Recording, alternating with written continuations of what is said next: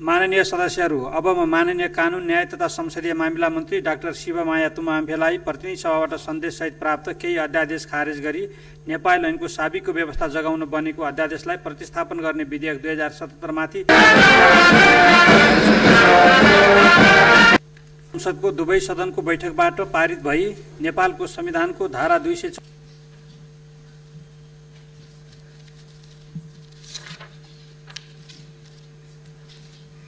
सम्माननीय अध्यक्ष महोदयको अनुमतिले प्रतिनिधि सभाबाट सन्देशसहित प्राप्त केही अध्यादेश खारेज गरी नेपाल ऐनको साबिकको व्यवस्था जगाउन बनेको अध्यादेशलाई प्रतिस्थापन गर्ने विधेयक 2077 माथि विचार गरिस् भन्ने प्रस्ताव सभा समक्ष पेश गर्दछु। धन्यवाद। माननीय सदस्यहरू, प्रतिनिधि सभाबाट सन्देशसहित प्राप्त केही अध्यादेश खारेज गरी नेपाल ऐनको साबिकको व्यवस्था जगाउन बनेको अध्यादेशलाई प्रतिस्थापन गर्ने विधेयक 2077 माथि विचार गरियोस् भन्ने प्रस्तावमाथिको छलफल प्रारम्भ हुन्छ। यस क्रममा विधेयकको सैद्धान्तिक पक्षमा मात्र छलफल हुने बेहोरा जानकारी गराउँछु। छलफलमा भाग लिन चाहनुहुने माननीय सदस्यहरूले आफ्नो नाम अध्यक्षको डाँडसँगै बसेका सचिवालयका कर्मचारीहरूलाई उपलब्ध गराइदिनु हुन अनुरोध गर्दछु। छलफलमा भाग लिने प्रत्येक माननीय सदस्यलाई 3 मिनेटको समय निर्धारण गरेको छु।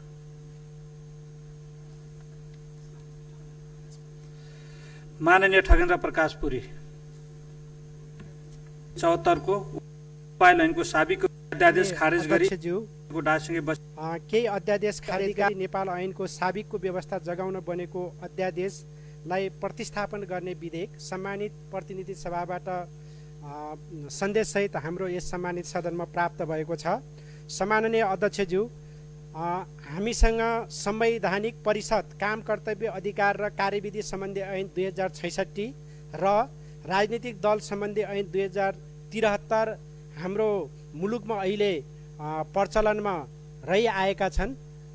अध्यक्ष महोदय, यी कानुनका सम्बन्धमा, यी कानुनका खास गरी यो राजनैतिक दल सम्बन्धीको दल त्याग गरेको नमानिने विषय र यो संवैधानिक परिषद, काम कर्तव्य अधिकार र कार्यविधि सम्बन्धी ऐनको बैठकको गणपूरक सङ्ख्या र निर्णय प्रक्रिया सम्बन्धी नेपाल सरकारबाट अध्यादेशद्वारा यस विषयमा केही संशोधन गर्न खोजिएको थियो र त्यो संशोधन गर्न अध्यादेश जारी भएको केही समयपछि पुनः यी दुवै नेपाल सरकारद्वारा जारी गरिएका अध्यादेशहरू फिर्ता गरिएका थिए र त्यो जारी गरिएको र फिर्ता गरिएको बीचको समयावधिमा त्यो कानुनको मूल्य मान्यतालाई जोगाइ राख्नका लागि पुनः नेपाल सरकारले यस सम्बन्धी आवश्यक कानुनी प्रक्रिया अगाडि बढाउनु पर्ने आवश्यकता रहेको थियो र त्यही परिस्थितिलाई मध्यनजर गरेर अहिले नेपाल सरकारले हाम्रो यस सम्मानित सदनमा यो केही अध्यादेश खारेज गरी नेपाल ऐनको साबिकको व्यवस्था जगाउन बनेको अध्यादेशलाई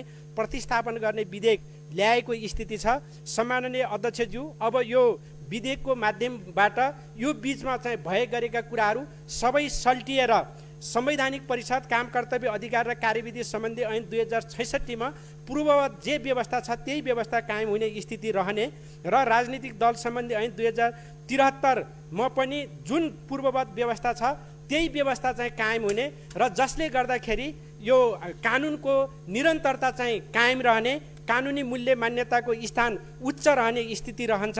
यस कामलाई यो विधेयकले पूरा गर्ने भएको हुनाले म यस विधेयकको सम्मान गर्दै, समर्थन गर्दै आफ्नो भनाइलाई टुङ्ग्याउन चाहन्छु। हस्, धन्यवाद। माननीय प्रकाश पन्थ। सम्माननीय अध्यक्ष महोदय, अब यो केही अध्यादेश खारेज गरी नेपाल ऐन साबिकको व्यवस्था जगाउनको लागि भनेर हामी कहाँ अध्यादेश आइपुग्यो प्रतिस्थापन गर्ने विधेयकका रूपमा। अब के छ भने पहिला राजा महाराजाहरूले चाहिँ दसैँको बेला पारेर लामो बिदाहरू पारेर एउटा कुरा घोषणा गर्थे। ठ्याक्कै अब यो लोकतान्त्रिक र गणतान्त्रिक नेपालको लोकतान्त्रिक भन्नेको सरकारले पनि संसद नभएको मौका पारेर र त्यसमा मुलुकमा एउटा सङ्कट महामारी फैलेको बेलामा यस्तै खालका चाहिँ हत्कण्डाहरू एउटा त्यस्ता कुराहरू ल्याउने कुरा यसको पनि त्यतातिर त्यस्तो देखियो। अब संसद छँदै थियो, उपसमितिहरू छँदै थियो, अरू थुप्रै कुरा हुँदाहुँदै र यत्रो कोरोना महामारीसित लड्नुपर्ने बेलामा फेरि एउटा दलहरू फुटाउने तरिकाले अनि फेरि प्रमुख प्रतिपक्ष दललाई नै विहीन तरिकाले उसको भूमिकालाई न्यून गर्ने तरिकाले संवैधानिक परिषदहरूलाई ऐनहरूलाई संशोधन गर्ने गरी अध्यादेशहरू आयो। यो एकदम नराम्रो थियो। एकदम यसलाई लोकतान्त्रिक मुलुकमा लोकतान्त्रिक पद्धतिमा यसलाई स्वीकार गर्न सकिने स्थितिहरू थिएन। त्यसका विरोधका बावजुद त्यसले फेरि धेरै दिन पनि टिकेन र केही दिनमै प्रमाणीकरण भएको हतार प्रमाणीकरण पनि भयो र हतार फेरि त्यो खारेज पनि त्यसलाई फिर्ता पनि भयो। तर यस्तो प्रवृत्ति अब यसरी संसद हुँदै यस्ता विधेयकहरू अबका दिन नआओस्। संसदले पर्याप्त बिजनेस पाइरहेको अवस्थाहरू छैन। तर त्यस्ता चाहिँ अब अध्यादेश मार्फत मुलुक चलाउने कुराहरू आफैमा पनि राम्रो होइन र अब पनि फेरि पनि संसद बन्द हुँदैछ। अब कोरोना महामारीले गर्दाखेरि फेरि पनि अब हिउँदे अधिवेशन सुरु नहुँदा यस्ता खालका अनेक खालका चाहिँ हत्कण्डा मचाउने अध्यादेशहरू जारी नहोस् भन्ने कुराहरू भन्न चाहन्छौँ। र सरकारले एउटा निर्णय गरेर राष्ट्रपतिले प्रमाणित गरिसके पछाडि फेरि त्यसलाई जस्ताको तस्तै बनाउनका लागि हामीलाई यत्रो आपद विपद, यत्रो समय, यत्रो मिटिङहरू, यत्रो थुप्रै प्रक्रियाहरू अप्नाएर फेरि त्यसलाई उस्तै बनाउनको लागि पनि झन् ठुलो झन्झट हुने रहेछ। ल्याउनलाई सजिलो तर त्यसलाई उल्ट्याउन फेरि अरू थुप्रै प्रक्रिया। खालि प्रधानमन्त्रीज्यूले बोलिदिएर राष्ट्रपतिज्यूले बोलिदिएर मात्रै पनि फिर्ता नहुने रहेछ नि त। त्यो भएको कारणले गर्दा लोकतान्त्रिक मुलुकहरूमा अध्यादेशबाट देश चलाउने कुरा राम्रो छैन। त्यसलाई न्यून गर्दै जानुपर्छ र यसलाई चाहिँ पुरानै यथावत हुने गरी जुन आएको छ केही नेपाल ऐन संशोधन अध्यादेशलाई संशोधन गर्ने प्रतिस्थापन गर्ने गरी आएको विधेयकहरू आएको छ। अब यसले चाहिँ एउटा फेरि पुरानै अवस्थामा फर्काउने कोसिस पनि गरेको छ। धन्यवाद। जय नेपाल। माननीय सदस्यहरू, प्रतिनिधि सभाबाट सन्देशसहित प्राप्त केही अध्यादेश खारेज गरी नेपाल ऐनको साबिकको व्यवस्था जगाउन बनेको अध्यादेशलाई प्रतिस्थापन गर्ने विधेयक 2077 माथि विचार गरी सुन्ने प्रस्तावमाथिको छलफलमा माननीय सदस्यहरूले बोल्ने क्रम यही समाप्त हुन्छ। माननीय सदस्यहरू, अब म कानुन, न्याय तथा संसदीय मामिला मन्त्री डाक्टर शिवमाया तुम्बा आम्फेलाई छलफलमा उठेका प्रश्नहरूको जवाब दिन समय उपलब्ध गराउँछु।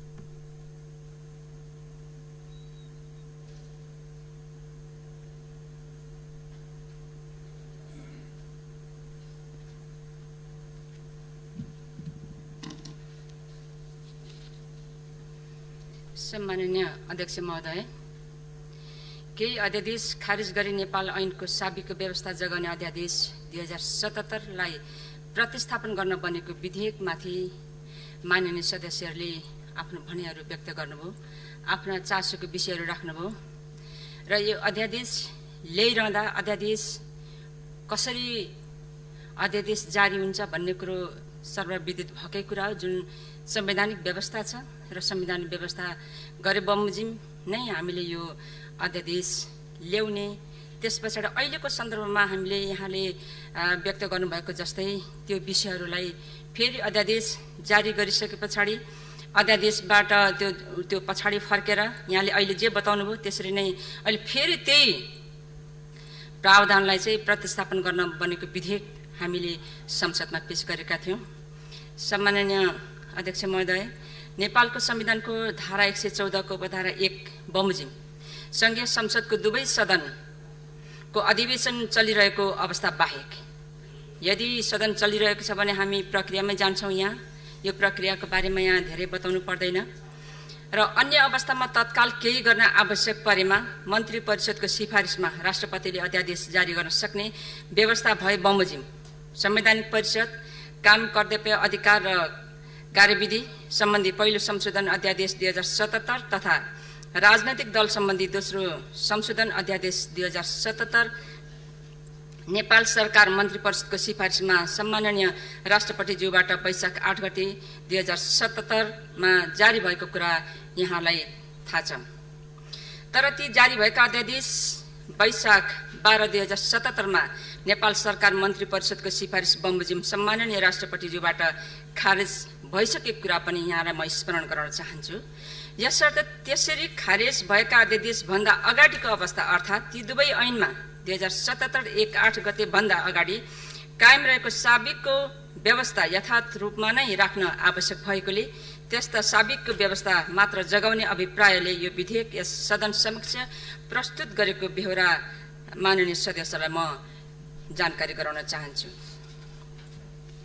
सम्माननीय अध्यक्ष महोदय, यसैले संवैधानिक परिषद काम कर्तव्य अधिकार र कार्यविधि सम्बन्धी ऐन 2066 तथा राजनैतिक दल सम्बन्धी ऐन 2073 को पूर्ववत व्यवस्था नै कायम राख्ने गरी यो अध्यादेश खारेज गरी नेपालको साबिक व्यवस्था जगाउने अध्यादेश 2077लाई प्रतिस्थापन गर्न बनेको विधेयक सदन समक्ष पेश भएको हो भन्ने कुरा पनि यहाँलाई जानकारी गराउन चाहन्छु। तसर्थ यस विधेयकमा नयाँ व्यवस्था नगरी साबिकै व्यवस्था नै जगाएको हो भन्ने कुरा पनि यहाँलाई म जानकारी गराउँछु।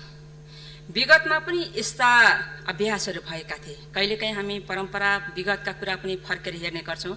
विगतमा पनि 2063 सालमा प्रतिनिधि सभाको पुनः स्थापना भए पश्चात सञ्चार लगायत विभिन्न विषयमा नेपाल ऐनको साबिक व्यवस्थालाई जगाउने अभिप्रायले यस्तै प्रकृतिका विधेयक मार्फत नेपाल ऐनको साबिक व्यवस्था जगाएको उदाहरण पनि यहाँलाई म स्मरण गराउन चाहन्छु।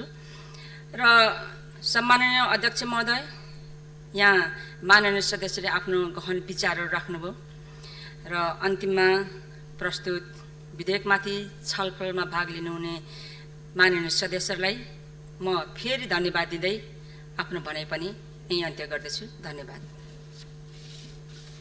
माननीय सदस्यहरू, प्रतिनिधि सभाबाट सन्देशसहित प्राप्त केही अध्यादेश खारेज गरी नेपाल ऐनको साबिकको व्यवस्था जगाउन बनेको अध्यादेशलाई प्रतिस्थापन गर्ने विधेयक 2077 माथि विचार गरी सुन्ने प्रस्तावमाथिको छलफल यही समाप्त हुन्छ। माननीय सदस्यहरू, माननीय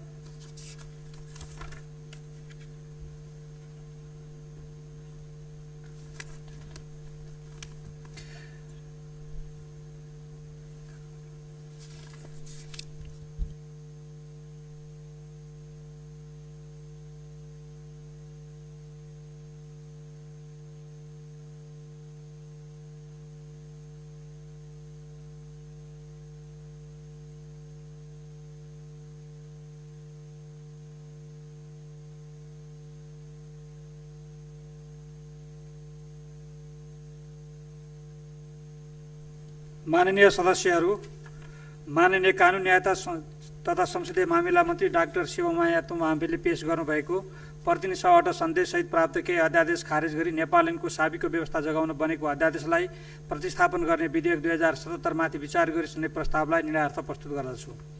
यो प्रस्तावको पक्षमा हुने माननीय सदस्यले हुन्छ भन्नुहोला र यसको विपक्षमा हुने माननीय सदस्यहरूले हुन्न भन्नुहोला। यो प्रस्तावको पक्षमा हुने माननीय सदस्यहरूले हुन्छ भन्नुहोस्। यो प्रस्तावको विपक्षमा हुने माननीय सदस्यले हुन्न भन्नुहोस्। हुन्न भन्ने आवाज सुनेन, तसर्थ प्रतिनिधि सभाबाट सन्देशसहित प्राप्त केही अध्यादेश खारेज गरी नेपाल ऐनको साबिकको व्यवस्था जगाउन अध्यादेशलाई प्रतिस्थापन गर्ने विधेयक 2077 माथि विचार गरियोस् भन्ने प्रस्ताव सर्वसम्मतिले स्वीकृत भएको घोषणा गर्दछु।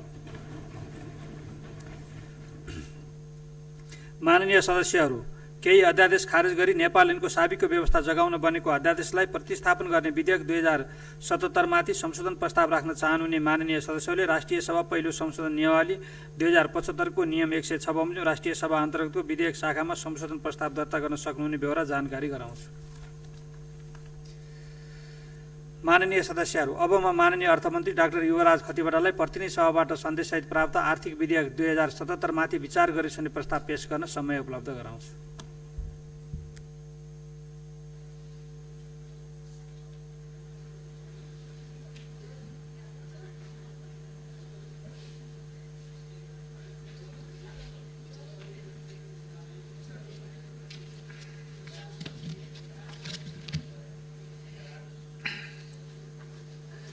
सम्माननीय अध्यक्ष महोदय, आर्थिक विधेयक 2077 ले आर्थिक वर्ष 2077-78 को राजस्व सम्बन्धी प्रस्तावहरूलाई कार्यान्वयन गर्न प्रस्ताव गरेको छ। यसले भन्सार महसुल, भन्सार सेवा दस्तुर, कृषि सुधार शुल्क, अन्तःशुल्क, मूल्य वृद्धि कर, स्वास्थ्य जोखिम कर, शिक्षा सेवा शुल्क, पूर्वाधार विकास कर, सडक निर्माण दस्तुर, सडक मर्मत र सुधार दस्तुर, चलचित्र विकास शुल्क, प्रदूषण नियन्त्रण शुल्क, टेलिफोन स्वामित्व शुल्क, दूरसञ्चार सेवा दस्तुर र क्यासिनो रोयल्टी लगाउने व्यवस्था सम्बन्धी कुरा समेटेको छ। साथै यो विधेयकमा करको दायरा विस्तार, कर परिपालना अभिवृद्धि, पुराना असुल हुन नसकेका बक्यौता मिना र विभिन्न न्यायिक निकायमा विचाराधीन अवस्थामा रहेका मुद्दा फिर्ता लिई कर दाखिल गर्ने लगायतका व्यवस्थाहरू समावेश गरिएको छ। यस विधेयकमा अहिले कोभिडको कारणले अर्थतन्त्रमा परेको र व्यवसायमा परेको समस्याको सन्दर्भमा आयकरका विभिन्न प्रावधानहरूमा छुट दिने व्यवस्था समेत प्रस्ताव गरेको छ। आगामी आर्थिक वर्षको लागि कुल रु 10 खर्ब 11 अर्ब 75 करोड राजस्व सङ्कलन गर्ने लक्ष्यसहित यो विधेयक प्रस्तुत भएको छ। यो लक्ष्य आर्थिक वर्ष 76-77 को सुरुको लक्ष्यको तुलनामा चाहिँ करिब 9%ले कम हो। आगामी आर्थिक वर्षको लक्षित राजस्वको शीर्षगत बाँडफाँड गर्दा कुल राजस्वको 29.9% मूल्य वृद्धि करबाट, 23.5% आयकरबाट, 17.6% भन्सार महसुलबाट, 15% अन्तःशुल्कबाट, 4.2% अन्य करबाट र 9.8% गैर कर राजस्वबाट का स्रोतबाट सङ्कलन गर्ने लक्ष्य राखिएको छ। आगामी आर्थिक वर्षको कुल लक्षित 10 खर्ब 11 अर्ब रुपियाँको राजस्व मध्ये संवैधानिक व्यवस्था बमोजिम प्रदेश र स्थानीय तहमा राजस्वको बाँडफाँडको माध्यमबाट रु 1 खर्ब 22 अर्ब हस्तान्तरण हुने र सङ्घीय सञ्चित कोषमा रु 8 खर्ब 89 अर्ब दाखिल हुने अनुमान गरिएको छ। सामान्य अध्यक्ष महोदय अब अध्यक्ष महोदयको अनुमतिले प्रतिनिधि सभाबाट सन्देशसहित प्राप्त आर्थिक विधेयक 2077 माथि विचार गरियोस् भन्ने प्रस्ताव सभा समक्ष पेश गर्दछु। धन्यवाद। माननीय सदस्यहरू, प्रतिनिधि सभाबाट सन्देशसहित प्राप्त आर्थिक विधेयक 2077 माथि विचार गरियोस् भन्ने प्रस्तावमाथिको छलफल प्रारम्भ हुन्छ। यस क्रममा विधेयकको सैद्धान्तिक पक्षमा मात्र छलफल हुने बेहोरा जानकारी गराउँछु। छलफलमा भाग लिन चाहनुहुने माननीय सदस्यहरूले आफ्नो नाम अध्यक्षको डाँससँगै बसेका सचिवालयका कर्मचारीहरूलाई उपलब्ध गराइदिनु हुन अनुरोध गर्दछु। छलफलमा भाग लिन प्रत्येक माननीय सदस्यलाई 3 मिनेटको समय निर्धारण गरेको छु। माननीय जितेन्द्र नारायण देव। सम्माननीय अध्यक्ष महोदय, अहिले भर्खरै माननीय अर्थमन्त्रीज्यूले आर्थिक विधेयकको बारेमा केही यस विधेयकका अत्यन्त प्रतिनिधिमूलक विशेषताहरूको बारेमा चर्चा गर्नुभएको छ। मूलतः माननीय अर्थमन्त्रीज्यूले जे विषय चर्चा गर्नुभयो त्यही विषयहरू नै यो विधेयकसँग जोडिएका विषयहरू हुन्। त्यसकारणले अब यो ती विषयहरूको सविस्तार व्याख्या गर्नुभन्दा र यो विधेयकको उद्देश्य र कारणहरूको व्याख्या गर्नुभन्दा पनि यो सैद्धान्तिक छलफलमा 1-2टा केही विशिष्ट कुराहरू म सम्माननीय अध्यक्ष महोदय मार्फत माननीय मन्त्रीजीको ध्यान आकर्षण गर्न चाहन्छु। अहिले माननीय मन्त्रीजीले भने जस्तै कोभिडको कारण हाम्रो मुलुक, पुरै दुनियाँ त छँदैछ, तर हाम्रो मुलुक पनि एउटा रिसेसनको मन्दीको दौरबाट गुज्रिराखेको छ र त्यसमा पनि गम्भीर कुरा के छ भन्दाखेरि नेपालकै पनि हाम्रा केही मूर्धन्य अर्थशास्त्रीहरूको भनाइअनुसार हाम्रो रिसेसनको क्यारेक्टर भनेको भी सेप भन्दा पनि एल सेपको क्यारेक्टर छ। अर्थात् रिकभरीको प्रोसेसले लामो समय लिन्छ। हामी राम्रैसँग इकोनोमिक एक्टिभिटिजहरूलाई अगाडि बढाएर लग्यौँ, प्राइभेट सेक्टरहरूलाई पनि एउटा राम्रो पार्टनरको रूपमा सहभागी बनायौँ र स्टेट सेक्टरले, राज्य क्षेत्रले कहाँ हात हाल्ने, के काम गर्ने र प्राइभेट सेक्टरहरूलाई के जिम्मेवारी दिने, यस बारेमा अलिकति हाम्रा साइन्टिफिक दृष्टिकोण, परिपक्व दृष्टिकोण, दूरदर्शी दृष्टिकोण हुन सक्यो भन्दाखेरि निश्चित रूपमा हामी रिकभरीको दौरबाट त हामी अगाडि बढ्छौँ नै, आशावादी हौँ हामी सबै। तथापि रिसेसनको क्यारेक्टर हाम्रो एउटा कन्ट्र्याक्सन, एउटा यो सङ्कुचन यसरी नै हुन गएको छ कि यसमा प्राइभेट सेक्टरलाई बढीभन्दा बढी हामीले साथ लिएर जानुपर्ने अवस्था छ। त्यसकारणले मैले र त्यसमा एउटा थप कुरा के भन्दाखेरि अहिले कोभिडले कारणले मात्रै होइन सामान्य अध्यक्ष महोदय, कि अहिले दक्षिण एसियामा जुन एउटा शीत युद्ध र सामरिक मुठभेडको अवस्था देखिएको छ, यसले गर्दा पनि अहिले सप्लाई चेनमा ठुलो नकारात्मक प्रभाव हुन सक्ने अवस्था छ। सप्लाई चेन टुट्न सक्छ, एनी टाइम सप्लाई चेन टुट्न सक्छ। कन्ट्रीभित्रको सप्लाई चेन र इन्टरनेसनल ट्रेडको चाहिँ खास गरी नेपाल भारतसँग रहेको ट्रेडको सप्लाई चेन टुट्न सक्छ। यस्तो बेलामा र हामी जानुपर्ने र साँच्चीकै हाम्रो देशलाई बचाउने हो भने हामी जानुपर्ने भनेको आत्मनिर्भर अर्थव्यवस्था, आत्मनिर्भर नेपालको बाटोमा जानको लागि यी कर व्यवस्थाहरूमा कसरी चाहिँ के गर्दाखेरि परिवर्तन गर्ने, कहाँ बढाउने, कहाँ घटाउने, यी सारा विषयहरूलाई निजी क्षेत्रसँगको एउटा प्रोपर कन्सल्टेसनबाट अगाडि बढ्दाखेरि निजी क्षेत्रसँग मुठभेड गरेर होइन। म माननीय अर्थमन्त्रीज्यूलाई विशेष रूपमा ध्यान आकर्षण गर्न चाहन्छु र आग्रह गर्न चाहन्छु कि मुलुकको सन्दर्भमा यो निजी क्षेत्रलाई एउटा सही साँच्चीकैको पार्टनर बनाएर हामी चाहिँ आफ्नो इकोनोमिक एक्टिभिटिजलाई अहिले अगाडि बढाएर लैजाउँ, यो मेरो विशेष ध्यान आकर्षण हो। धन्यवाद। माननीय सदस्यहरू, प्रतिनिधि सभाबाट सन्देशसहित प्राप्त आर्थिक विधेयक 2077 माथि विचार गरी सुन्ने प्रस्तावमाथिको छलफलमा माननीय सदस्यहरूले बोल्ने क्रम यही समाप्त हुन्छ। माननीय सदस्यहरू, अब म माननीय अर्थमन्त्री डाक्टर युवराज खतिवडालाई छलफलमा उठेका प्रश्नहरूको जवाब दिन समय उपलब्ध गराउँछु।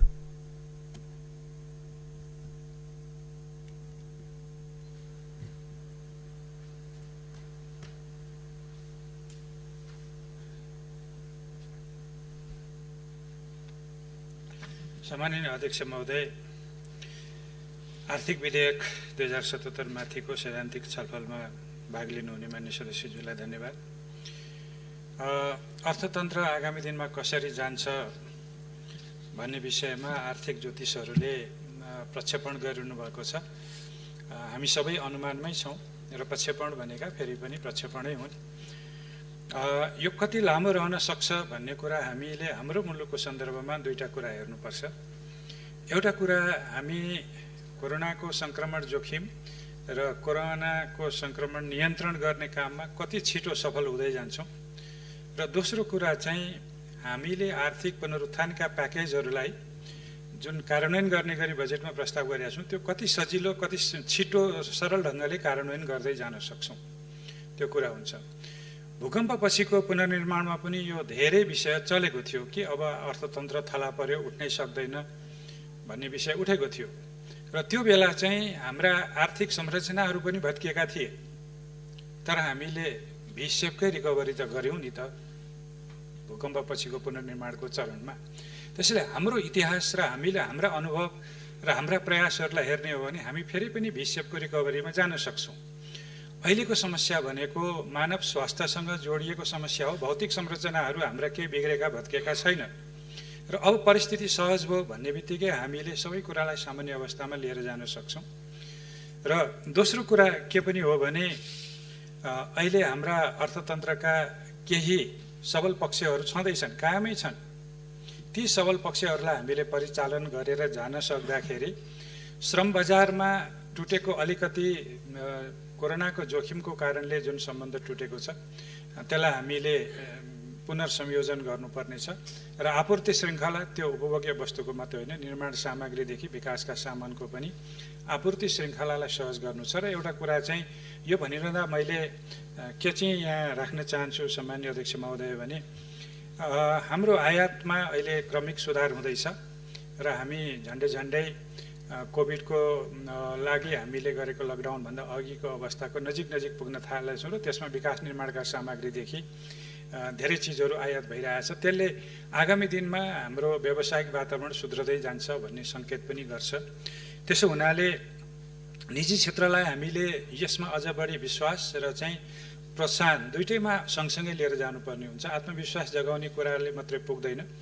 हाम्रा उपकरणहरू, खास गरी ब्याज सम्बन्धी उपकरणहरू अथवा ऋण पाउने उपकरणहरू, कर छुट दिने उपकरणहरू, विद्युत लगायतका अरू महसुलहरू छुट दिने कुराहरू अहिले भर्खरै नेपाल विद्युत प्राधिकरणबाट चाहिँ त्यत्रो ठुलो निर्णय भएको छ।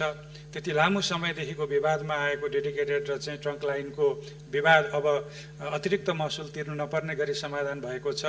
त्यसै गरी केही विद्युतको महसुलहरू घटेका पनि छन्, र यहाँ करको माध्यमबाट छुट दिने कुरा गरिएको छ, र चाहिँ पुँजी चालु पुँजीको लागि ब्याङ्किङ प्रणालीबाट कर्जा प्रवाह गर्ने कुरालाई सरल गरिएको छ। र यो बिचमा हामीले बिर्सिनु हुँदैन, यही संसदले दर्जनौँ निजी क्षेत्रको लागि काम चाहिँ अत्यन्त उत्साही बनाउने कानुनहरू पास गरेको छ, र त्यही कानुनको आधारबाट लगानी अहिले बढिरहेको छ र निजी लगानी आइरहेको छ। त्यसो हुनाले सरकारले निजी क्षेत्रलाई सँगसँगै लिएर जाने, अझ जहाँसम्म आर्थिक वृद्धिको सवाल छ, लगानीको छ, त्यसमा त सरकारभन्दा पनि निजी क्षेत्रकै लगानी ठुलो हो। झन्डै 3/4 लगानी त मुलुकको निजी क्षेत्रैबाट हुन्छ। त्यो कुनै पनि अर्थमन्त्रीले त्यसलाई बिर्सन सक्दैन, त्यसरी बिर्सेर जाने कुरा भएन। अब बाँकी रह्यो आत्मनिर्भर अर्थतन्त्रको कुरा। आत्मनिर्भरताका अथवा स्वाधीनताका आफ्ना कुराहरू हुन्छन्। केमा हामी आत्मनिर्भर हुने भनेर हामीले बारम्बार छलफल गरेका छौँ, ती आधारभूत कुराहरू मुलुकको खाद्य सुरक्षासँग सम्बन्धित, ऊर्जा सुरक्षासँग सम्बन्धित, रोजगारीका सुरक्षासँग सम्बन्धित, स्वास्थ्यका सुरक्षासँग सम्बन्धित विषयहरूमा हामीले आफैमा एउटा सुरक्षित रहने वातावरण बनाउनुपर्छ। र एउटा कुरा चाहिँ हामीले के बिर्सिनु हुँदैन भने अन्तर्सम्बन्धित विश्व हो। केही कुराहरूमा हामीले व्यापार पनि गर्नुपर्छ र केही विषयमा अन्तर्सम्बन्ध पनि राख्नुपर्छ। पुँजी, प्रविधि, बजारका कुराहरूमा त्यो हामीलाई चाहिन्छ। त्यो विषयमा फेरि हाम्रो अन्तर्सम्बन्ध नै कायम रहन्छ। यति कुरा भनेर मान्य सदस्यज्यूलाई धन्यवाद दिँदै बिदा हुन्छु। धन्यवाद। माननीय सदस्यहरू, प्रतिनिधि सभाबाट सन्देशसहित प्राप्त आर्थिक विधेयक 2077 माथि विचार गरियोस् भन्ने प्रस्तावमाथिको छलफल यही समाप्त हुन्छ। माननीय सदस्यहरू, माननीय अर्थमन्त्री डाक्टर युवराज खतिवडाले पेश गर्नुभएको प्रतिनिधि सभाबाट सन्देशसहित प्राप्त आर्थिक विधेयक 2077 माथि विचार गरियोस् भन्ने प्रस्तावलाई निर्णयार्थ प्रस्तुत गर्दछु। यो प्रस्तावको पक्षमा हुने माननीय सदस्यहरूले हुन्छ भन्नुहोला र यसको विपक्षमा हुने माननीय सदस्यहरूले हुन्न भन्नुहोला। यो प्रस्तावको पक्षमा हुने माननीय सदस्यले हुन्छ भन्नुहोस्। यो प्रस्तावको विपक्षमा हुने माननीय सदस्यले हुन्न भन्नुहोस्। हुन्छ भन्ने पक्षका माननीय सदस्यहरूको बहुमत भएकोले प्रतिनिधि सभाबाट सन्देशसहित प्राप्त आर्थिक विधेयक 2077 माथि विचार गरियोस् भन्ने प्रस्ताव बहुमतले स्वीकृत भएको घोषणा गर्दछु। माननीय सदस्यहरू, अब म माननीय अर्थमन्त्री डाक्टर युवराज खतिवडालाई प्रतिनिधि सभाबाट सन्देशसहित प्राप्त राष्ट्र ऋण उठाउने विधेयक 2077 माथि विचार गरियोस् भन्ने प्रस्ताव पेश गर्न समय उपलब्ध गराउँछु।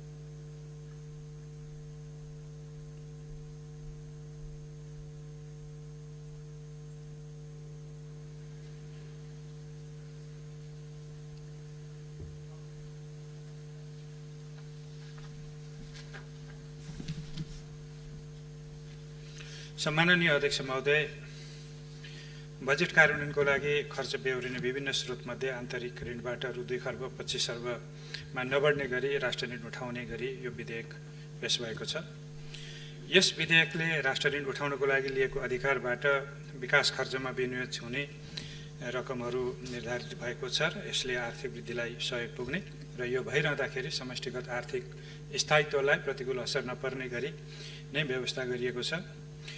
संहिता कार्यान्वयनको लागि प्रदेश र स्थानीय तहमा वित्तीय स्रोतको हस्तान्तरण र पुनर्निर्माणको लागि समेत बजेटको आकारमा वृद्धि भएकोले आर्थिक वर्ष 77-78 का लागि प्रक्षेपित कुल गाँस्थ उत्पादनको 5.5% को सीमाभित्र रही आन्तरिक ऋण परिचालन गर्न राष्ट्रिय प्राकृतिक स्रोत तथा वित्त आयोगको सिफारिस अनुसार सोही सीमाभित्र रहने गरी 2 खर्ब 25 अर्बमा नबढ्ने गरी आन्तरिक ऋण उठाउन यो विधेयक प्रस्तुत गरेको छु।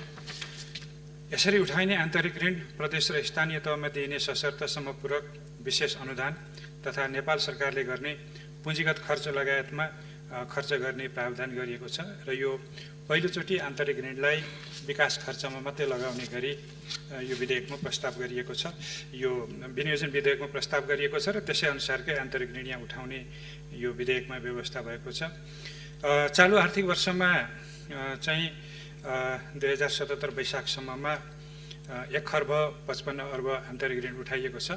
1 खर्ब 95 अर्बको चालु आर्थिक वर्षको आन्तरिक ऋणको सीमा थियो र अहिले चाहिँ नेपालमा पर्याप्त वित्तीय विस्तारको दायरा पनि बढ्दै गएको र निजी क्षेत्रमा पनि आर्थिक क्रियाकलापहरू क्रमशः सुधार हुँदै जाने कारणले त्यसलाई निजी क्षेत्रको आर्थिक क्रियाकलापलाई प्रतिकूल असर नपर्ने गरी सरकारले बजारबाट आन्तरिक ऋण उठाउने प्रस्ताव गरेको छ।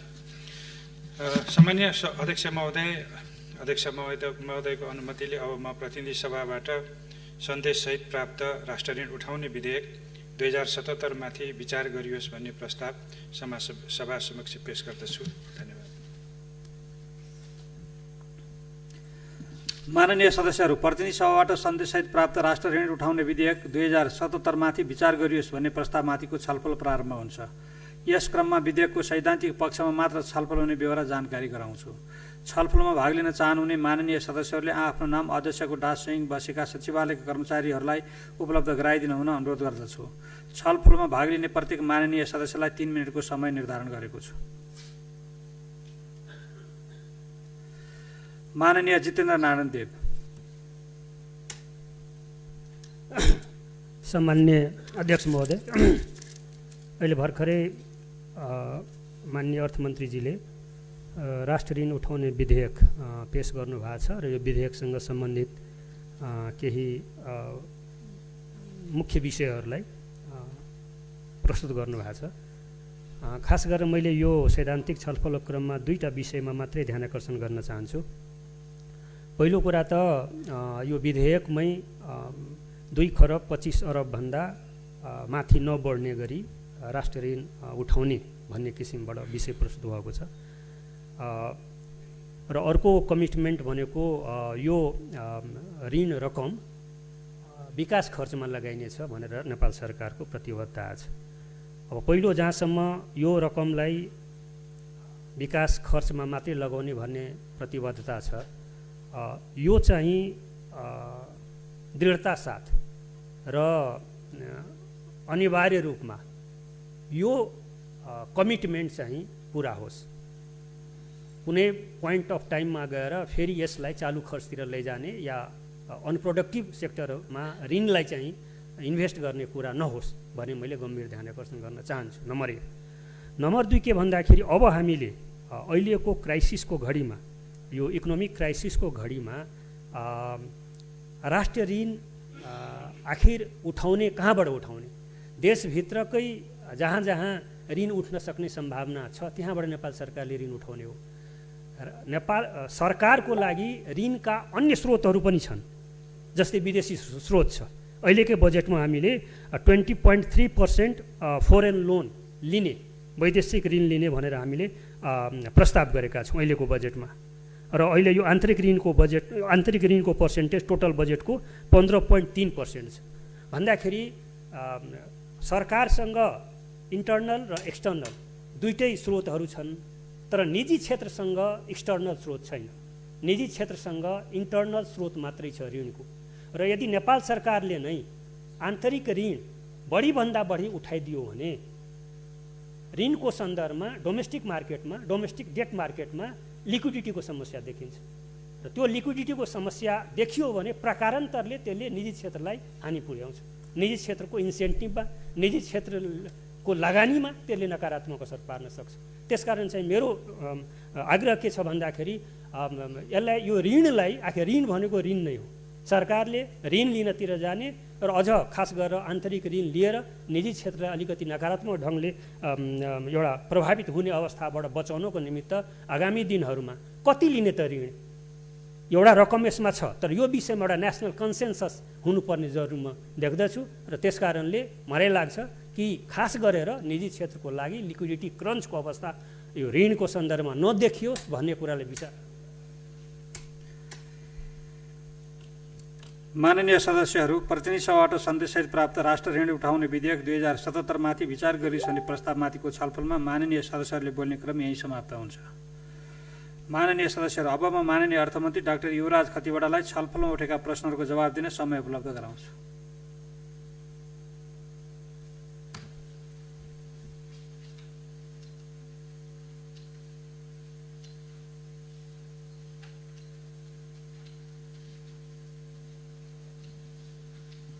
सम्माननीय अध्यक्ष महोदय, राष्ट्र ऋण उठाउने विधेयक 2077 भाग लिनुहुने मान्य सदस्यज्यूलाई धन्यवाद। हामीले उठाएको आन्तरिक ऋण विकास खर्चमा मात्रै विनियोजन हुनेछ भन्ने प्रतिबद्धता त संसदबाट हिजो मात्रै पास भएको विनियोजन विधेयकमा उल्लेख भइसकेको छ। त्योसँग सम्बन्धित व्ययको विवरणको पुस्तिका, जसलाई हामी रातो किताब भन्छौँ, त्यसमा ती सबै उल्लेखित छन् र ती चाहिँ कानुनकै अङ्ग बनेका छन्। त्यसो भएको हुनाले त्यो प्रतिबद्धता मैले दोहोऱ्याइरहनु परेन, संसदले नै कानुन बनाइदिइसकेकै विषय रह्यो। अब जहाँसम्म आन्तरिक ऋण कति उठाउने भन्ने एउटा मान्यताको कुरो छ, यो मान्यता सामान्य अवस्थामा कुल गार्हस्थ्य उत्पादनको 5% जति उठाए हुन्छ भन्ने हो। त्यसमा पनि खुद कति उठाइन्छ, कति हामी उठाउँछौँ र कति तिर्छौँ पनि, त्यो हामीले तिर्ने अङ्कको हिसाबबाट पनि चाहिँ हामीले उठाउने अङ्कको केही अनुमान गर्नुपर्ने हुन्छ। र हामीले उठाउनु पर्ने अङ्क चाहिँ ऋणै तिर्नको लागि उठाउनु पर्ने भयो भने चाहिँ ऋणको पासोमा परिन्छ। त्यसमा नपर्ने गरी नै अहिलेसम्मको आन्तरिक ऋण व्यवस्थापन हुँदै गएको हो। करिब 72-73 अर्ब त ऋणको भुक्तानीको लागि नै पनि व्यवस्था गरिएको छ, आन्तरिक ऋणकै पनि। त्यसो हुनाले तिर्दै पनि जाने हो, ऋण लिने हो, विकास खर्चमा प्रयोग गर्ने हो, राजस्व आर्जन गर्ने हो, रोजगारी सिर्जना गर्ने हो, आम्दानी बढाउने हो र ऋण तिर्ने हो। त्यसै गरी नै आन्तरिक ऋणलाई उपयोग गर्दै जाने हो। त्यसो भएर पहिलोचोटि यो चाहिँ विनियोजन गर्दाखेरि नै आन्तरिक ऋणलाई विभिन्न शीर्षकहरूमा विनियोजन गरिएको छ। यसमा छलफल पनि भइसकेकै विषय हो। अब जहाँसम्म निजी क्षेत्रलाई जाने पुँजी अभाव हुन्छ कि भन्ने कुरा छ। अहिलेको अवस्थामा कोभिडको चाहिँ जोखिमले अर्थतन्त्रमा ल्याएको शिथिलताको सन्दर्भमा कतिपय अवस्थामा सरकारले यो विकास निर्माणकै सन्दर्भमा, लगानीकै सन्दर्भमा पनि नेतृत्वदायी भूमिका खेल्नुपर्छ। राज्यको भूमिका खास गरी मन्दीको सन्दर्भ आयो भने अलिकति बढी हुन्छ। आर्थिक क्रियाकलापहरू शिथिल हुन लाग्यो भने त्यसलाई उकास्न फेरि राज्यकै भूमिका चाहिन्छ। अध्यक्ष महोदय, मान्य सदस्यज्यू जसले प्रश्न गर्नुभयो उहाँ र मैले एउटै किताब पढेको छु। त्यसो हुनाले कुरा त्यही नै हो कि यस्तो बेलामा राज्यको भूमिका अलि बढी हुनुपर्छ। त्यही भूमिका राज्यले यहाँ निर्वाह गर्न खोजेको छ र त्यो खोज्ने क्रममा खास गरी 2/3 जति लगानी निजी क्षेत्रले गर्न सक्छ ब्याङ्किङ प्रणालीको स्रोतको र 1/3 जति सरकारले गर्छ भनेर वर्षमा 6-7 खर्बको बचत परिचालन हुन्छ। यो खास गरी मुलुकभरिमा हाम्रो आम्दानीको उपभोगलाई कटाएर रहेको रकम त्यसको 1/3 जति सरकारले लिन खोजेको त्यो लगानीको अनुपातमा हो।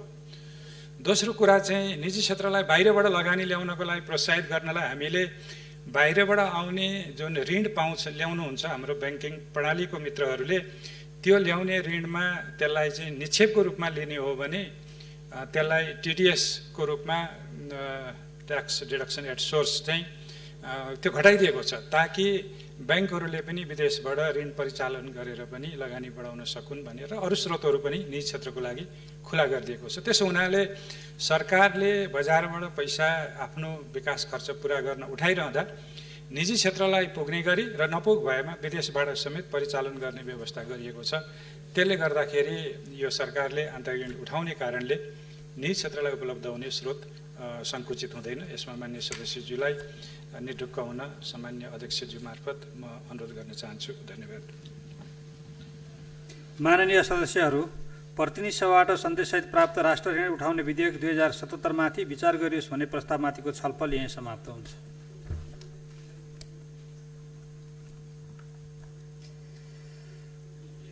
माननीय सदस्यहरू, माननीय अर्थमन्त्री डाक्टर युवराज खतिवडाले पेश गर्नुभएको प्रतिनिधि सभाबाट सन्देशसहित प्राप्त राष्ट्र ऋण उठाउने विधेयक 2077 माथि विचार गरियोस् भन्ने प्रस्तावलाई निर्णयार्थ प्रस्तुत गर्दछु। यो प्रस्तावको पक्षमा हुने माननीय सदस्यहरूले हुन्छ भन्नुहोला र यसको विपक्षमा हुने माननीय सदस्यहरूले हुन्न भन्नुहोला। यो प्रस्तावको पक्षमा हुने माननीय सदस्यले हुन्छ भन्नुहोस्। यो प्रस्तावको विपक्षमा हुने माननीय सदस्यहरूले हुन्न भन्नुहोस्। हुन्न भन्ने आवाज सुनेन, तसर्थ प्रतिनिधि सभाबाट सन्देशसहित प्राप्त राष्ट्र ऋण उठाउने विधेयक 2077 माथि विचार गरियोस् भन्ने प्रस्ताव सर्वसम्मतिले स्वीकृत भएको घोषणा गर्दछु।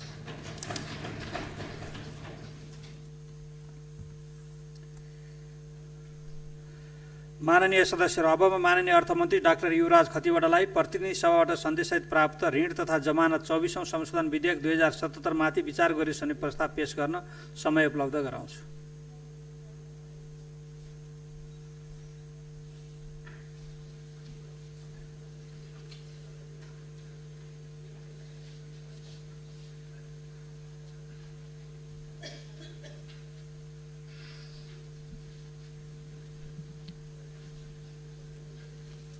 सम्माननीय अध्यक्ष महोदय,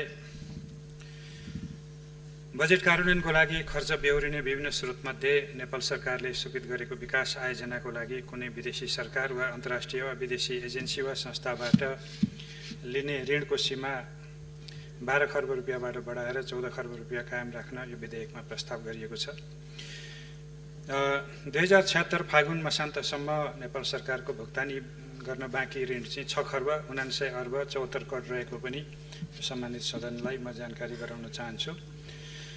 नेपाल सरकारले लिएको ऋणबाट कार्यान्वयनमा रहेका आयोजना र कार्यक्रमहरू र 2000 असार मसान्तसम्ममा हुन सक्ने भुक्तानी र नेपाल सरकारले जमानत दिएको रकमलाई समेत आधार मानी आगामी आर्थिक वर्ष रु 2 खर्ब 79 अर्ब 50 करोड बाह्य ऋण परिचालन गर्ने लक्ष्यसहित 14 खर्ब रुपियाँ कायम राख्न विधेयकमा प्रस्ताव गरिएको छ। वैदेशिक ऋण लिन प्रस्ताव गरिएको यो रकम आगामी आर्थिक वर्षको प्रक्षेपित कुल राष्ट्रिय उत्पादनको अनुपातमा 1/3 भित्र रहने अनुमान छ। यो समेत गरेर सरकारको अहिलेसम्मको बाँकी तिर्नुपर्ने ऋण चाहिँ कुल राष्ट्रिय उत्पादनको 1/3 जति हुने अनुमान छ। यसरी लिएको ऋण विकास आयोजना तथा विकास कार्यक्रममा खर्च गरिने भएकोले थप पुँजी निर्माण हुने, उत्पादकता वृद्धि हुने र यसबाट थप रोजगारी सृजना हुने भएकोले आयो भने थप लगानीको लागि स्रोत उपलब्ध भई आर्थिक वृद्धिमा सहयोग पुग्ने मैले विश्वास लिएको छु। सामान्य अध्यक्ष महोदय, अब म अध्यक्ष महोदयको अनुमतिले प्रतिनिधि सभाबाट सन्देशसहित प्राप्त ऋण तथा जमानत 24औं संशोधन विधेयक 2077 माथि विचार गरियोस् भन्ने प्रस्ताव सभा समक्ष पेश गर्दछु। धन्यवाद। माननीय सदस्यहरू, प्रतिनिधि सभाबाट सन्देशसहित प्राप्त ऋण तथा जमानत 24औं संशोधन विधेयक 2077 माथि विचार गरियोस् भन्ने प्रस्तावमाथिको छलफल प्रारम्भ हुन्छ। यस क्रममा विधेयकको सैद्धान्तिक पक्षमा मात्र छलफल हुने बेहोरा जानकारी गराउँछु। छलफलमा भाग लिन चाहनुहुने माननीय सदस्यहरूले आफ्नो नाम अध्यक्षको डाँससँगै बसेका सचिवालयका कर्मचारीहरूलाई उपलब्ध गराइदिनु हुन अनुरोध गर्दछु। छलफलमा भाग लिने प्रत्येक माननीय सदस्यलाई 3 मिनटको समय निर्धारण गरेको छु। माननीय जितेन्द्र नारायण देव। सम्माननीय अध्यक्ष महोदय, म माननीय अर्थमन्त्रीजीलाई धन्यवाद दिन चाहन्छु। मलाई पनि धेरै पुराना कुराहरू पढेको त मैले पनि अर्थशास्त्र नै हो, तर गरेको म राजनीति पढेँ। तर जे होस् राम्रै हो, यो छलफलमा पुराना पढेको कुराहरू याद आइराखेको छ। माननीय अर्थमन्त्रीजी अर्थशास्त्रको प्र्याक्टिसनर हुनुभयो, अर्थशास्त्री हुनुभयो। म अलिअलि राजनीतिक अर्थशास्त्री मात्रै भएँ। त्यसकारण उहाँलाई धन्यवाद दिन चाहन्छु म। र म खास गरेर यो विधेयकको सन्दर्भमा नेपाल सरकारले विकास कार्यको लागि सङ्घीय सञ्चित कोष वा अन्य सङ्घीय सरकारी कोष धितो राखी आवश्यकता अनुसार ऋण लिन र जमानत दिन, यो विषयमा विधेयक अगाडि बढाउनु भएको छ। मलाई लाग्छ यो ऋणको बारेमा, ऋणवाला पाटोमा म जान चाहन्न, हामीले छलफल गरिसकेका छौँ। जमानतवाला पाटो चाहे नेपाल सरकारले ऋण लिने सन्दर्भमा पनि धितो राख्नुपर्ने हुन्छ र कहिलेकाहीँ नेपाल सरकारको ठुलो लगानी भएको सार्वजनिक संस्थानहरूमा ती सार्वजनिक संस्थानहरूले पनि कहीँ अन्तर्राष्ट्रिय रूपमा ऋण लिनको निमित्त या राष्ट्रिय रूपमा ऋण लिनको निमित्त नेपाल सरकार नै जमानत बस्नुपर्ने स्थिति पनि आउन सक्छ, जो कि उदाहरणकै रूपमा नेपाल एयरलाइन्सको उदाहरण हामी अगाडि सार्न सक्छौँ। नेपाल सरकारले जमानत बसिसकेपछि मात्रै कर्मचारी सञ्चय कोषले र नागरिक लगानी कोषले 12 अरब रुपैयाँको ऋण लगानी गर्यो र त्यो ऋण लिएर नेपाल एयरलाइन्सको यो वाइड बडी जहाज आयो भन्ने सन्दर्भ हाम्रो अगाडि छँदैछ। त यो विषयमा मुख्य रूपमा मेरो ध्यान आकर्षण के हो भन्दाखेरि आफै पनि धितो राख्दाखेरि र जमानत धितो राखेर ऋण लिँदाखेरि या अरूको लागि जमानत बस्दाखेरि त्यसको त्यो ऋण रिफन्ड हुने स्थितिको ग्यारेन्टी नहुन्जे, हैन, ऋणमा डुब्ने स्थिति चाहिँ आफै पनि ऋणमा डुब्ने स्थिति या जसको लागि ग्यारेन्टर बस्ने गर्छ सरकारले, त्यो ग्यारेन्टरको लागि आफ्नो साथीको लागि या जिम्मेवारी निर्वाह गर्ने सन्दर्भमा सरकार ऋणमा डुब्ने गरी जमानत बस्ने या धितो राख्ने, त्यो खालको कुरामा अहिले हामीले नयाँ ढङ्गले अलिकति चिन्तन गर्नुपर्छ। त्यो ट्र्यापमा सरकार पर्नु हुँदैन। यदि त्यस्तो अवस्था हो भने सरकारले कहिलेकाहीँ एकदम हार्ड टफ डिसिजन लिन सक्नुपर्छ, आफ्नै लागि पनि लिन सक्नुपर्छ र जसको लागि कहिलेकाहीँ जमानत बस्नुपर्ने हुन्छ त्यसको लागि पनि लिनुपर्ने हुन्छ। त्यो कुरामा सजगता अलिकति सरकारको चाहिन्छ। आखिर यो काम त भोलि अन्य कुनै पनि अर्को पोलिटिकल फोर्सेसको सरकार बने पनि काम त यो गर्ने हो, तर यो काम सम्पादन गर्ने सन्दर्भमा हामीले यी केही एलिमेन्ट्सहरूलाई गम्भीरता साथ मध्यनजर राखेनौँ भने सरकार आफै पनि या त फरेन डेट ट्र्यापमा या आफ्नै डोमेस्टिक डेट ट्र्यापमा पर्न सक्ने सम्भावनाहरू हुन्छ, जो प्रकारान्तरमा आर्थिक सिनेरियोको लागि राम्रो हुँदैन। यो मैले ध्यान आकर्षण गर्नलाई यो सैद्धान्तिक छलफल आफ्नो कुरा राखेको। धन्यवाद। माननीय सदस्यहरू, प्रतिनिधि सभाबाट सन्देशसहित प्राप्त ऋण तथा जमानत 24औं संशोधन विधेयक 2077 माथि विचार गरियोस् भन्ने प्रस्तावमाथिको छलफलमा माननीय सदस्यहरूले बोल्ने क्रम यही समाप्त हुन्छ। माननीय सदस्यहरू, अब म माननीय अर्थमन्त्री डाक्टर युवराज खतिवडालाई छलफलमा उठेका प्रश्नहरूको जवाब दिन समय उपलब्ध गराउँछु।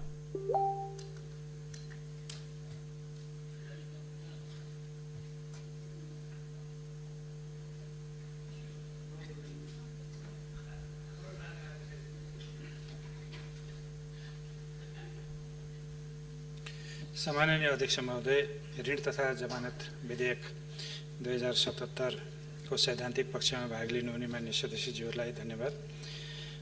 खास गरी जमानतको सन्दर्भमा मान्य सदस्यज्यूले प्रसङ्ग उठाउनु भएको छ र नेपाल वायु सेवाको सन्दर्भ पनि उठाउनु भएको छ।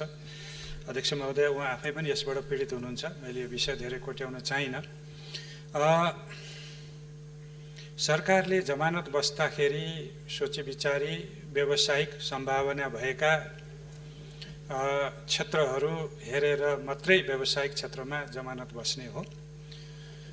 मूलतः यस्ता व्यावसायिक क्षेत्रमा सरकारले सहजीकरण गरिदिने हो ऋण लिनको लागि। आफै जमानत बस्नु पर्दैन। संस्था वित्तीय रूपमा सबल हुने गरी हामीले विकास गर्नुपर्छ र सार्वजनिक संस्थाहरू आफैले ऋण परिचालन गर्न सक्ने अवस्था सृजना गर्न सक्नुपर्छ। उदाहरणको लागि नेपाल विद्युत प्राधिकरणले अब विदेशी ऋण परिचालन गर्दा आफ्नै कर्पोरेट ग्यारेन्टीमा उसले ऋण लिन सक्ने व्यवस्था भएको छ, जुन मैले बजेट वक्तव्यमा भनेका थिएँ। वित्तीय अवस्था सुदृढ हुँदै जाँदाखेरि ऋण दिनेले आफै पत्याउँदो रहेछ र वित्तीय अवस्था सुदृढ नभएको संस्थालाई हामीले रेस्क्यु गर्नुपर्ने भयो, उकास्नै पर्ने भयो भने सोची विचारी मात्रै सरकारले काम गर्नुपर्छ भन्ने कुरा हाम्रा विगतका अनुभवले सिकाएकै छन्। एउटा अर्को सन्दर्भ पनि जमानतको सन्दर्भमा भन्नुपर्ने हुन्छ। ऋणहरू सरकारको खातामा लेखाङ्कित हुन्छन्, कति ऋण छ भन्ने कुराहरू हुन्छ। तर जमानत बसिएका रकमहरू यदि लेखाङ्कित भएनन् भने सरकारको दायित्व, जसलाई हामी चाहिँ कन्टिन्जेन्ट लायबिलिटी भन्छौँ, भइपरि आउने दायित्वहरू कति हो अनुमान गर्न पनि सकिँदैन। त्यो नहोस् भन्नको लागि सरकारले ऋण लिने हो भने र जमानत बस्ने हो भने त्यो सबैको लेखाङ्कन पनि राम्रो हुनुपर्छ। अहिलेसम्म सरकारले नेपाल वायु सेवा बाहेक अरूको ऋणमा जमानत बस्नु नपरेकोले यो ठुलो विषय छैन। तर भोलिका दिनहरूमा लेखाङ्कन विधि पनि त्यत्तिकै बलियो हुनुपर्छ र म मान्य सदस्यज्यूलाई सामान्य अध्यक्षज्यू मार्फत के आश्वस्त तुल्याउन चाहन्छु भने यो बिचमा सरकारले जमानत बसेर लिनुपर्ने ऋण दिलाउनु पर्ने स्थिति आउला जस्तो मलाई लाग्दैन। जुन संस्थाहरूलाई हामीले पुँजी उपलब्ध गराउनु पर्ने छ, सरकारले आफैले सार्वभौम ऋणको रूपमा लिएर अनलेन्डिङ गर्ने गरेको छ। जसरी हाम्रा केही कार्यक्रमहरूमा वित्तीय संस्थाहरू मार्फत हामीले चाहिँ लगानी पनि गर्नुपर्ने हुन्छ, सरकारले आफैले पनि लगानी गर्नुपर्ने हुन्छ। तर त्यो चाहिँ दात्री निकायहरूबाट ऋणदाताहरूबाट लिएको पैसा सरकारले आफूले ऋण लिएर अनि अनलेन्डिङ गरेको स्थिति छ। धेरै संस्थाहरूमा, चाहे त्यो नागरिक उड्डयन प्राधिकरण भनौँ, विद्युत प्राधिकरण भनौँ, यस्ता संस्थाहरूमा त्यसरी जाने गरेको छ। पुनर्निर्माण प्राधिकरणमा पनि कुरा त्यही नै हो। त्यसो भएको हुनाले अबको हाम्रो स्थिति, यद्यपि अहिलेसम्म हामी ऋणको ठुलो चङ्गुलमा छैनौँ, त्यो एउटा सहज पाटो छ। तर त्यसलाई हामीले अत्यन्त सतर्कताका साथ त्यो अवसरको लाभ लिनको लागि उपयुक्त माध्यमबाट, उपयुक्त बजेट विनियोजनको बाटोबाट मात्र खर्च गर्ने र त्यो ऋण तिर्न सक्ने क्षमता विकास गर्ने गरी जाने हो। त्यसो हुनाले मान्य सदस्यजीले जे प्रसङ्ग उठाउनु भएको छ त्यो ठिक छ। त्यसलाई हामीले त्यही भावनामै अघि बढ्ने हो। यति भनेर मेरो भनाइ टुङ्ग्याउँछु। धन्यवाद। माननीय सदस्यहरू, प्रतिनिधि सभाबाट सन्देशसहित प्राप्त ऋण तथा जमानत 24औं संशोधन विधेयक 2077 माथि विचार गरिसक्ने प्रस्तावमाथिको छलफल यहीँ समाप्त हुन्छ। माननीय सदस्यहरू, माननीय अर्थमन्त्री डाक्टर युवराज खतिवडाले पेश गर्नुभएको प्रतिनिधि सभाबाट सन्देशसहित प्राप्त ऋण तथा जमानत 24औं संशोधन विधेयक 2077 माथि विचार गरिसक्ने प्रस्तावलाई निर्णयार्थ प्रस्तुत गर्दछु। यो प्रस्तावको पक्षमा हुने माननीय सदस्यहरूले हुन्छ भन्नुहोला र यसको विपक्षमा हुने माननीय